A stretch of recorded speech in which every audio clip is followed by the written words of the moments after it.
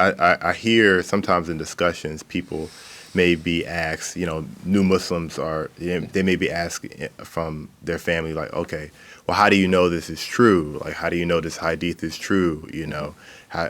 Where does it come from? And I think maybe the chain of transmission, sounds like the chain of transmission is really critical to validating the information. The chain of transmission is critical for every aspect of Islam, not just hadith. Right. And this is what I was getting at when you asked about the madhabs, because in reality, the only source nowadays of chains is in these four madhabs. Okay, all of the chains go through these madhabs.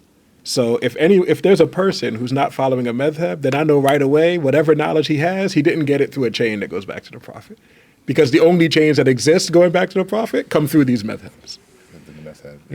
So right away I know this person is already off the path.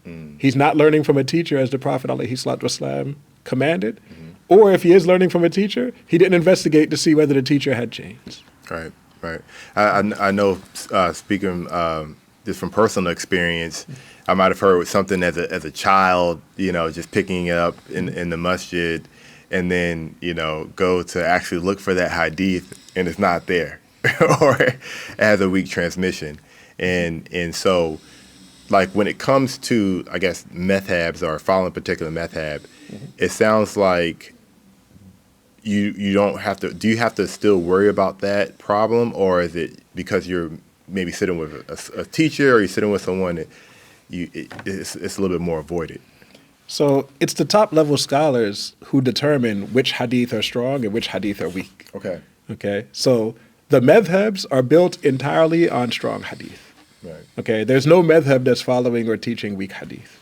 However, there might be disagreement among them about whether a hadith is weak or strong.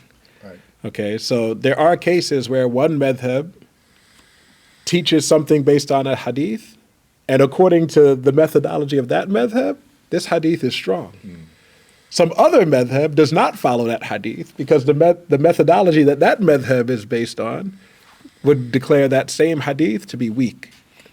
Okay, because the madhabs have different standards in terms of determining what's strong and what's weak. Right. Okay. Interesting. So the strength and weakness of a hadith is not something that's independent of the madhabs. The strength and weakness of the hadith comes from the madhabs themselves. Right.